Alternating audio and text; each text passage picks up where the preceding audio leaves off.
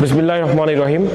গোপন সংবাদের ভিত্তিতে অদ্য 11 এপ্রিল 2025 শুক্রবার রাত 1টায় বাংলাদেশ কোস্টগার্ড পূর্ব জোন অধীনস্থ বিসিজি স্টেশন কক্সবাজার ও র্যাব 15-এর সমন্বয়ে কক্সবাজারের কলাতলী বিচ সংলগ্ন সমুদ্র এলাকায় একটি যৌথ অভিযান পরিচালনা করা হয়। অভিযান চলাকালীন সন্দেহভাজন দুইটি কাঠের বোটকে থামার সংকেত প্রদান করলে তারা গতি বাড়িয়ে সমুদ্রের দিকে গমন করে। যৌথ বাহিনীর আভিযানিক দল তাদের ধাওয়া করে আটক করতে সক্ষম হয়।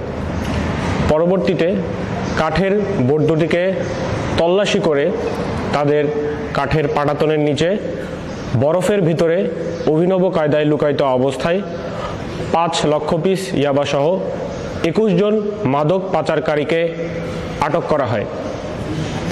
উল্লেখ্য, এই 21 জন মাদক পাচারকারীর মধ্যে 3 জন কক্সবাজারের বাসিন্দা এবং বাকিরা কক্সবাজারের উখিয়া এবং কুতুব আলম রোহিঙ্গা ক্যাম্পের বাসিন্দা। আটককৃত ইয়াবা পাচারকারী ও জব্দকৃত ইয়াবা ও বোট দুটির বিরুদ্ধে সকল আইনানুগ ব্যবস্থা প্রক্রিয়াধীন রয়েছে।